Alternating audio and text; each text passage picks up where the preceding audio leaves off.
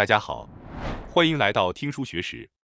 今天我想介绍森博四先生所著的《减少金钱的方法》这本书。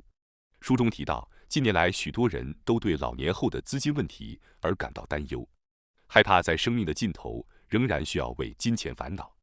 但作者质疑这种趋势的真实性。他指出，人生中有很多比金钱更重要的东西，也有许多无法用金钱购买的东西。由于不安全感，人们依然受到金钱的束缚。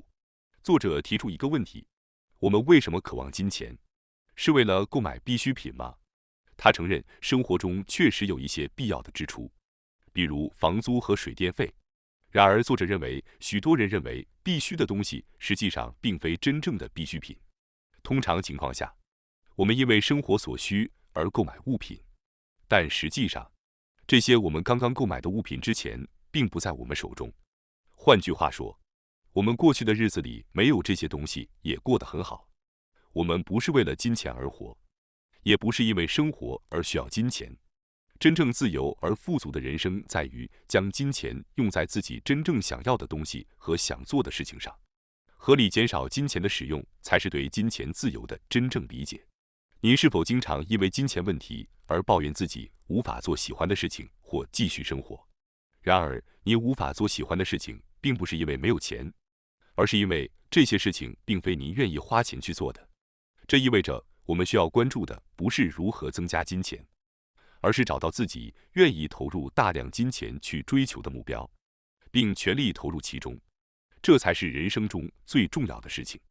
通过学习合理减少金钱的方法，我们才能真正从金钱的束缚中解脱出来。今天的内容包括以下几个部分：第一章，如何通过正确使用金钱来增加它的价值；第二章，低收入者如何通过时间投入来提升生活质量；第三章，通过正确使用金钱来找到真正的自我。首先是第一章，如何通过正确使用金钱来增加它的价值。大家认为金钱是什么呢？有些人可能认为金钱是人生中最重要的东西，也有人会认为金钱是纸币或硬币。但在作者看来，金钱只是一个概念，是一种数据。随着电子货币的普及，电子货币没有实体形态，这让人们对金钱的概念有了新的认识。金钱不过是数字和概念，也是一种数据。通过银行存折等工具，我们可以轻松理解这一点。虽然金钱没有实体形态，但我们仍然能赋予它价值。而且这种无形的金钱价值并非绝对不变，而是一直在波动。这种波动并不是指汇率变化等技术层面的问题，而是指我们通常用金钱来交换物品。例如，在 A 超市和 B 超市出售相同品牌和相同产品的卫生纸。假设 A 超市的卫生纸售价为每卷40日元，而 B 超市的卫生纸售价为每卷30日元。在这种情况下，显然在 B 超市购买更划算。假设一般卫生纸的市场价是每卷35日元，那么 A 超市的卫生纸价格比市场价高5日元。这意味着在 A 超市购买金钱的价值低于市场价5日元，而在 B 超市，卫生纸售价低于市场价5日元，因此金钱的价值更高。由此可见，金钱的价值因时间和地点的不同而发生变化。例如，同一家超市中的熟食在经过一段时间后可能会打折销售，从而相对提升了金钱的价值。此外，金钱的价值不仅会因时间和地点变化，还会因为我们的使用方式而波动。这是本书的一个重要观点之一。例如，当您去购买早晨喝咖啡的杯子时，您会去杂货店寻找您想要的杯子。如果您的预算是500日元，并且发现了售价正好为500日元的马克杯，那么这个马克杯确实值500日元。为了更好地解释这个问题，我举一个极端的例子。假如您去杂货店，没找到心仪的马克杯，却买了一个售价500日元的盘子，那么这个盘子真的值500日元吗？您买了不需要的东西，因此这个盘子并不值500日元。由此可见，金钱的价值不仅取决于时间和地点，还取决于您是否真正需要那个商品。我刚才举的是一个极端的例子，但在现实生活中，这类情况可能时常发生。比如，您去服装店，发现了一件非常漂亮的衣服，但没有适合您的尺码，您需要的是中码，但店里只有大码。如果您勉强买下大码的衣服，您的满意度会远远低于买中码的时候，因此购买大码衣服时，金钱的价值也会大大降低。这意味着，当我们购买真正想要的东西时，我们才能最大化手中的金钱价值。尽管如此，我们往往没有在自己真正想要的东西上花钱。如果是为了满足生活必需品，那还可以理解，但事实上，我们经常将钱花在他人身上。正如我之前提到的，本来我们应该根据自己的满意度来衡量金钱的价值，但我们总是受到他人标准的影响，从而降低了金钱的价值。在购买商品时，我们常常会设想他人如何看待，并基于这种对他人评价的想象进行购物。作者将这种基于他人标准的想象中的金钱价值称为妄想价值。这种妄想价值是基于我们在他人拥有该商品时会感到多么羡慕。因为这种妄想价值的束缚，我们会为了展示给他人而购买自己并不真正想要的东西。近年来， SNS 等社交媒体在年轻人和中老年人中流行起来。人们在社交媒体上炫耀自己的物品，展示自己去过的餐厅的食物照片给他人看。起初，大多数人可能是因为自己想去的地方或想买的东西而花钱，同时顺便拍照展示给他人。但随着时间的推移，性质发生了变化，人们开始为了拍照展示给他人而购买东西，或者去所谓的网红打卡点。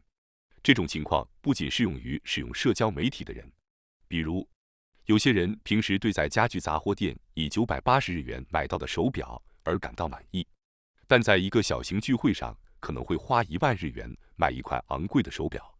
新的手表与之前的差价9020日元，并不是为了满足你们自己的需求，而是完全为了展示给他人看。正如之前提到的，为了向他人展示而花费的金钱只代表了一种妄想价值。那9020日元对你没有实际价值，只是对他人而言可能有价值。然而，不论您戴的是980日元的手表，还是10000日元的手表，其他人根本不会在意。因此，这9020日元对他人来说几乎没有任何价值。为了展示给他人而花钱，就像把钱白白扔掉一样，几乎让金钱的价值归零。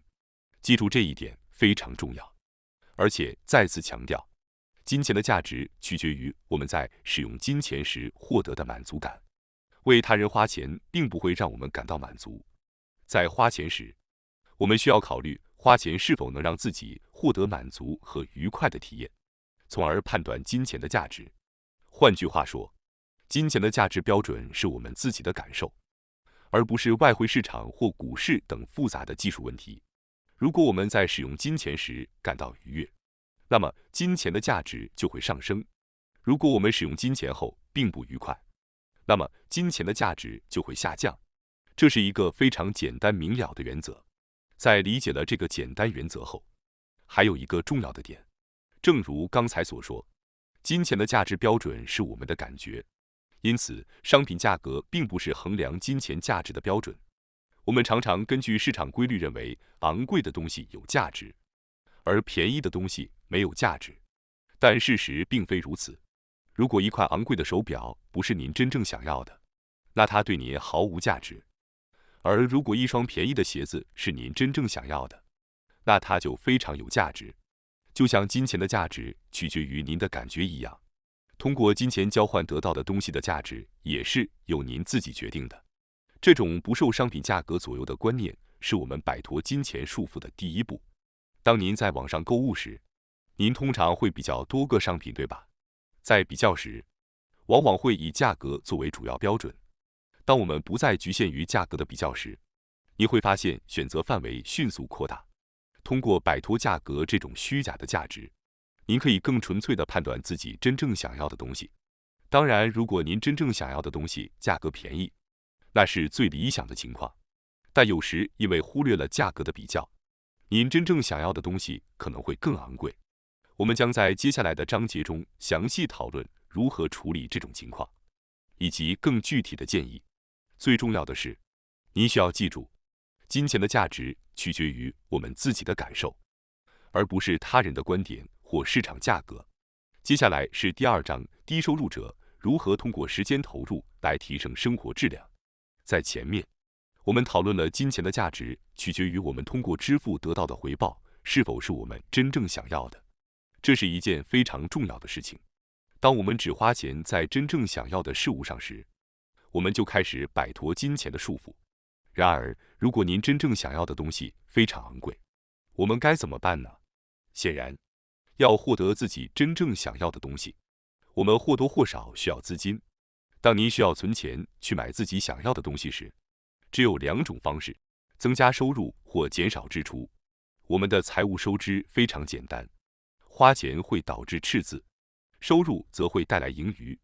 这么简单的道理，连小学1年级的学生都能理解。但许多人既不能增加收入，也不能减少支出，这是为什么呢？可能您会说，您没有能力做副业，也无法进一步缩减生活开支。然而，这只是借口。收入无法增加，支出无法减少的原因是您没有真正想要的东西。您可能曾为了去向往的旅游地而节省生活开支并存钱，或者曾为了给初恋对象送生日礼物而拼命打工赚取金钱。只要你有真正想做的事或真正想要的东西，我们都能节约开支，并努力工作去赚钱。关键在于，如果您真的想做某件事，真的想要某样东西，那么为了这个目标，你会愿意节省开支或努力工作去增加收入。这不会让你感到痛苦。相反，如果你有真正想要实现的目标，那么通过节约或努力工作会变得有趣。当你有明确的目标时，我们可以从各种事情中找到乐趣。为了实现特定目标而努力的经历能帮助我们理解自己人生中真正重要的东西。许多人并不知道什么对自己真正有价值，只是随波逐流的生活，随便度过一生。而知道什么对自己真正重要的人，可以更加有意义地度过人生，因为他们的生活会成为通往有价值事物的光明道路。因此，要过上有意义的人生，我们首先需要了解如何让自己感到满足。正如我们在第1部分中提到的，我们对所有事物和体验的价值判断取决于自己的满意度。然而，从小我们就习惯关注他人的目光或商品的价格，这使得我们的判断力变得迟钝，难以识别自己的价值。许多人不知道自己真正喜欢做什么或什么能让自己满足。您是否曾在工作或家务闲暇时感到无聊，不知道该做什么？或者您在和他人一起玩耍时觉得开心，但独自一人时感到寂寞？这些都是因为您一直将生活的重心放在工作、家务和他人身上，而没有关注自己。外界的东西并没有真正的价值，只有通过自己的感受才能判断价值。找到自己的第一步是了解自己喜欢什么。您可能会说，您不知道自己喜欢做什么或什么能让自己满足。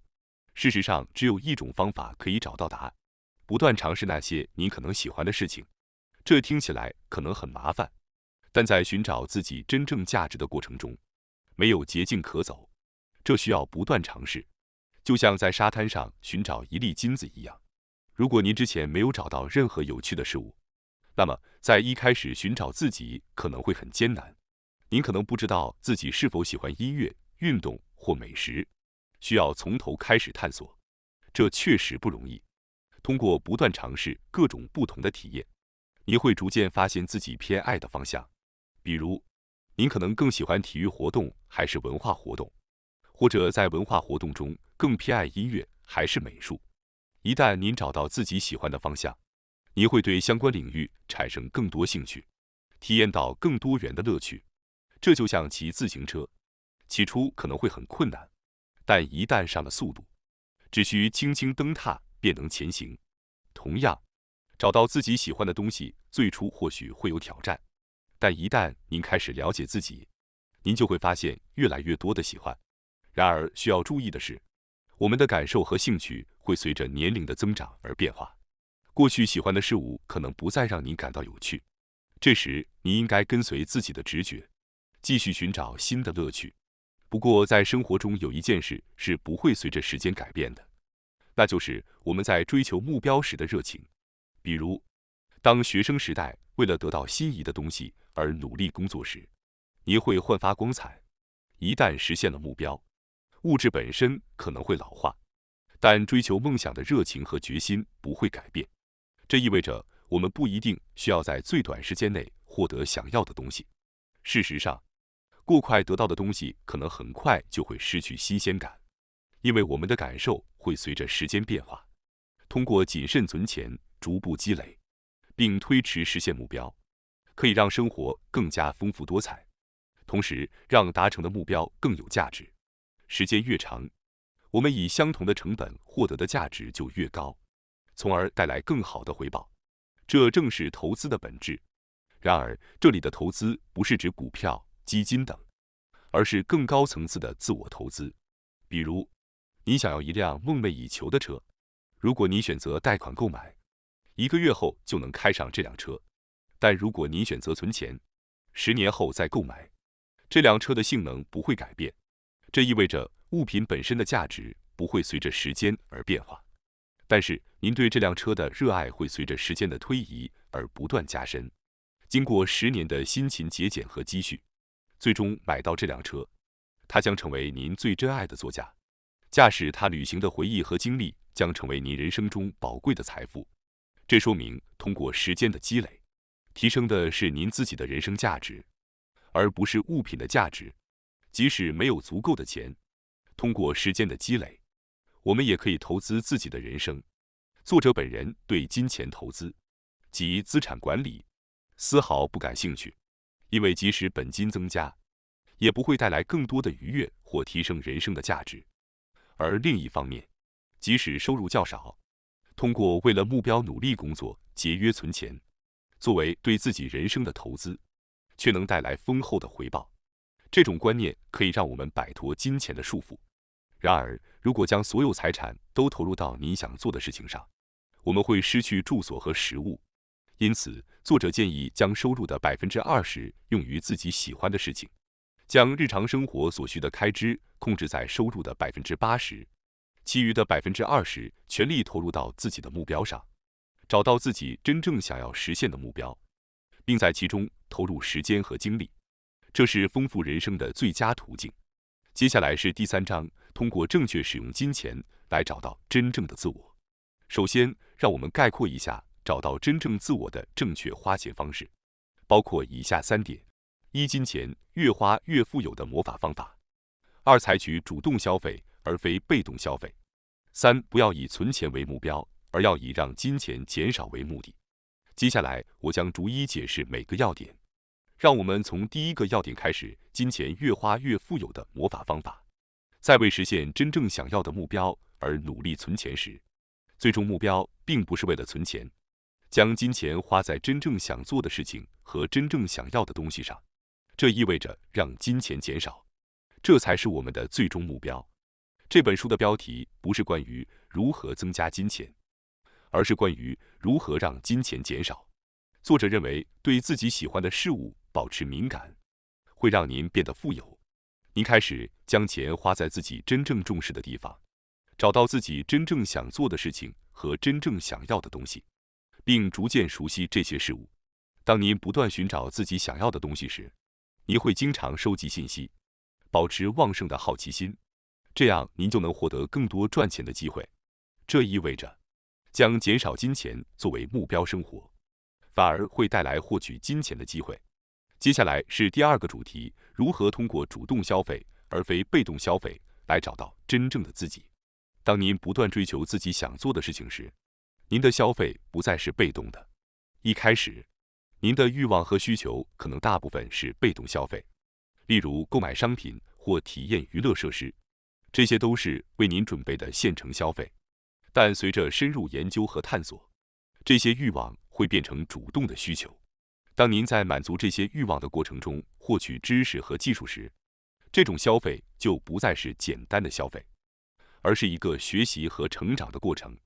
通过主动消费，我们的自身价值逐渐提高；通过做自己想做的事情，拓展我们的见闻和能力，并与未来的目标紧密联系，形成良性循环。接下来是第3个主题，不要以存钱为目标，而要以让金钱减少为目的。在自己真正想要的东西和想做的事情上花钱，会带来多重的良性循环。没有明确的需求和愿望而盲目存钱是毫无意义的。将减少金钱作为目标，而不是积累金钱，才能让我们能够发现自己真正想要的东西，从而最大程度地提升人生价值。感谢大家收看今天的节目。如果你喜欢我们分享的内容，记得点赞、订阅并开启小铃铛通知，第一时间获取我们的更新。在下次的节目中，我们将继续为大家分享更多有益的书籍。再次感谢大家的支持，我们下期再见。